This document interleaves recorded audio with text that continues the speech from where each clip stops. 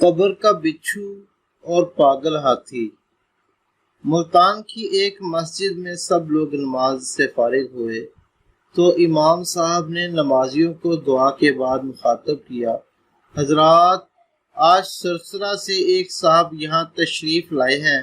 وہ کوئی واعظ نہیں ہے، لیکن اپنی زندگی کا ایک ناقابل فراموش واقعہ جہاں بھی جاتے ہیں لوگوں کو سنا کر انہیں غفلت سے بیدار کرنے کی اپنی سی کوشش کرتے ہیں۔ میں آپ سے گزارش کروں گا کہ تھوڑا سا وقت نکال کر ان کی بات سن لیجئے۔ امام صاحب کے لہجے میں کچھ ایسا اثر تھا کہ کوئی بھی اپنی جگہ سے نہ ہلا، اور سب لوگ ان کے پاس جمع ہو گئے اور ان کی طرف متوجہ ہو گئے جو امام صاحب کی جگہ منبر پر آ کھڑے ہوئے تھے۔ بظاہر اس شخص میں کوئی ایسی غیر معمولی بات نہ تھی۔ دیہاتی لباس میں ملبوس وہ ایک عام سا انسان تھا۔ اس کا عام سا حلیہ دیکھ کر کچھ صحاب چہ مگوئیاں کرنے لگے، لیکن جب اس نے بات شروع کی تو مجمع پر سکوت طاری ہو گیا۔ اس کی آواز میں کوئی ایسی پرسراریت تھی کہ جب وہ بولتا تو ہوا بھی تھم جاتی۔ چند ہی ثانیے میں سب کو احساس ہو گیا کہ نہ تو وہ ایک عام انسان تھا اور نہ ہی وہ واقعہ معمولی تھا جو وہ سنانے جا رہا تھا۔ اس شخص کی آواز گویا کسی گہرے کنویں سے ابھرتی سنائی دے رہی تھی۔ وہ کہہ رہا تھا، ساتھیو، میں جو واقعہ آپ کو سنانے جا رہا ہوں وہ کوئی من گھڑت قصہ نہیں، مجھ پر بیتنے والا ایک حرف بہ حرف سچا واقعہ ہے۔ 10 گئے ہیں، میں زندہ لاش بن کر اس واقعے کو جہاں جہاں موقع ملتا ہے دہراتا ہوں۔ شاید کہ کسی کے دل میں میری بات اتر جائے اور وہ دنیا کی دکھاوے والی زندگی پر اپنی وہ جائے پناہ قربان نہ کرے جہاں اسے تا قیامت ابدی نیند سونا ہے۔ اتنا کہہ کر وہ ایک پل کے لیے رکا اور پھر اصل واقعہ سنانے لگا۔ میں ضلع حصار سرسرہ کے ایک دیہات کا رہائشی ہوں، اور یہ واقعہ اسی علاقے کے ایک جنگل میں میرے ساتھ پیش آیا۔ میں گاؤں والوں کی بھیڑ بکریاں چراتا تھا۔ ایک دن میں حسب معمول بھیڑ بکریاں جنگل میں لے کر گیا۔ ایک درخت کے نیچے چادر بچھا کر لیٹ گیا اور بھیڑ بکریوں کی نگرانی کرنے لگا۔ ابھی تھوڑی ہی دیر گزری تھی کہ فضا میں کسی ہاتھی کی چنگاڑ گونجی اور بکریاں سہم کر ادھر ادھر بھاگنے لگیں۔ میں وہ غیر معمولی چنگاڑ سن کر برقی سرحد سے اٹھ کھڑا ہوا۔ اس علاقے میں ہاتھی کا کیا کام؟ پھر آواز سے لگتا تھا کہ وہ کوئی جنگلی یا پھر پاگل ہاتھی ہے۔ بھیڑ بکریاں سہم کر ایک خاردار جھاڑی کے عقب میں جمع ہوتی چلی گئیں۔ گویا قدرتی طور پر یہ ان کا حفاظتی اقدام تھا۔ آس پاس درخت تو بے شمار تھے، لیکن کوئی بھی اتنا مضبوط نہ تھا کہ ہاتھی کی ٹکر سہار سکتا۔ میری سمجھ میں نہ آ رہا تھا کہ جاؤں کہاں۔ میرا ذہن اسی شش و پنج کا شکار تھا کہ دفعتاً زمین یوں تھرتھرا اٹھی جیسے زلزلہ سا آ گیا ہو۔ میرے رہے سہے اوسان بھی خطا ہو گئے اور میں ایک انجانی باغ کھڑا ہوا۔ کچھ ہی دور گیا تھا کہ پیچھے سے ہاتھی کے وزنی قدموں کی آواز کو اپنے تعاقب میں پایا۔ میں سمت بدل کر بھاگتا رہا، لیکن بھلا ایک پاگل ہاتھی کی رفتار کا مقابلہ کیوں کر کیا جا سکتا تھا؟ سیاہ غفریت موت بن کر کسی بھی لمحے میرے سر پر پہنچ کر میرا کچمبر نکال سکتا تھا، لیکن شاید قدرت کو کچھ اور ہی منظور تھا۔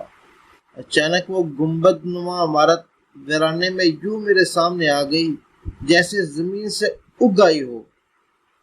داخلے کے لیے ایک ہی چھوٹی سی کھڑکی نما بے کواڑ جگہ تھی۔ ایک پل میں میرا رخ اس جانب ہو چکا تھا۔ کھڑکی نما جگہ اتنی چھوٹی تھی کہ ہاتھی کوشش کے باوجود اس میں داخل نہیں ہو سکتا تھا۔ میں آندھی اور طوفان کی طرح اس اکلوتے کمرے میں جا گھسا۔ وسط میں پختہ قبر تھی اور اس کے عین اوپر چھت سے ایک آہنی زنجیر لٹک رہی تھی۔ اندر بمشکل اتنی ہی جگہ تھی کہ میں ایک طرف کھسک کر کھڑا ہو سکتا تھا۔ قبر پر کھڑا ہونا مجھے گوارا نہ تھا۔ ہاتھی بھی چند لمحوں کی تاخیر سے میرے سر پر پہنچ گیا۔ صد شکر کا مقام تھا کہ وہ گنبد نما عمارت مضبوط پتھر کی تھی، ورنہ ہاتھی ایک ہی ٹکر میں اسے زمین بوس کر ڈالتا۔ جب کھڑکی سے اندر داخل نہ ہو سکا تو ہاتھی نے اپنی سونڈ اندر داخل کی، مجھے مارنے کی کوشش کرنے لگا۔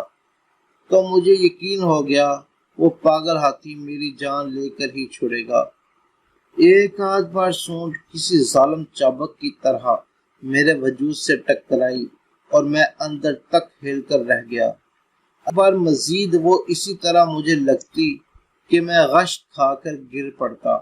اگلے ہی لمحے ایک عجیب بات ہوئی اور مجھے اپنی موت کا یقین ہو گیا۔ قبر کے اندر سے ایسی آواز آئی جیسے کوئی تکلیف سے گلا پھاڑ کر چیخ رہا ہو۔ میں نے عذاب قبر کے کئی واقعات سن رکھے تھے، لیکن اپنے کانوں سے ایسی چیخیں پہلی بار سن رہا تھا۔ اس سے پہلے کہ میرے احسان جواب دیے جاتے، قبر کے سرہانے ایک شگاف نما مقام سے ایک غیر معمولی جسامت کا سیاہ بچھو نکلا اور دیوار پر سے ہو کر میری جانب بھیگنے لگا۔ جو ہی بچھو قبر سے نکلا، چیخوں کا سلسلہ بھی موقف ہو گیا۔ کوئی دوسرا انسان میری اس وقت کی کیفیت کا اندازہ نہیں لگا سکتا۔ ایک طرف پاگل ہاتھی، دوسری طرف قبر کا بچھو اور نیچے حضرت کا نامعلوم وجود۔ خدا جانے میرے قدموں تلے کیا معاملہ چل رہا تھا۔ میری آنکھوں کے سامنے اندھیرا چھا گیا۔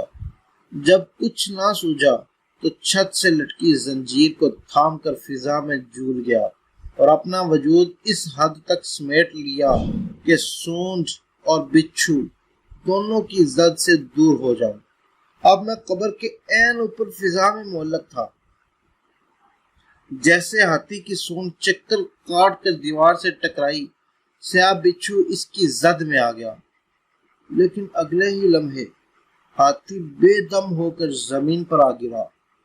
تھوڑی دیر تک فضا میں خرخراہٹ سی گونجتی رہی اور پھر ہر سو موت کا سکوت چھا گیا۔ بچھو کا بھی نام و نشان نہ تھا۔ شاید وہ سونڈ لگنے سے ہی گر کر واپس قبر میں جا گھسا تھا اور ہاتھی اس کے ذہن کی تاب نہ لا کر جان سے ہاتھ دھو چکا تھا۔ جب مجھے یقین ہو گیا کہ ہاتھی مر چکا ہے اور اب نہیں اٹھے گا تو زنجیر چھوڑ کر نیچے اتر آیا۔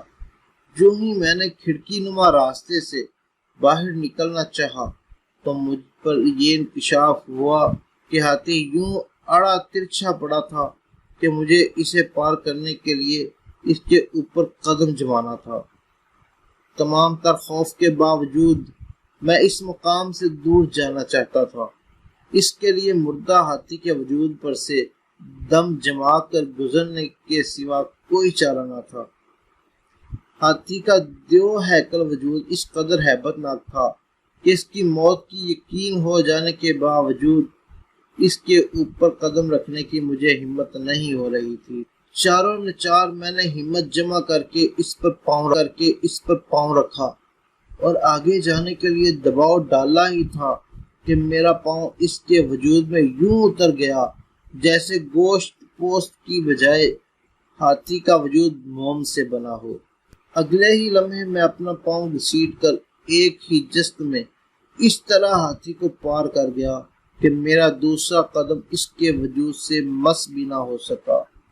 لیکن اس ایک لمحے میں مجھ پر جو قیامت بیتی وہ قیامت تک کے لیے مجھے نمونہ عبرت بنا گئی۔ میں آج بھی اپنی ٹانگ پر نظر ڈالتا ہوں تو وہ سارا منظر میری آنکھوں کے سامنے یوں تازہ ہو جاتا ہے جیسے کل کی ہی بات ہو۔ اتنا کہہ کر اس نے اپنی دائیں ٹانگ سے دھوتی کا پلو اوپر کو سرکایا اور دیکھنے والوں نے بے اختیار اپنی آنکھیں بند کر لی۔ گھٹنے سے ٹخنے تک وہ نشان نہ تھا۔ سیاہی مائل ہڈی کے نام پر اس کی بسیدہ ٹانگ سب کے سامنے تھی۔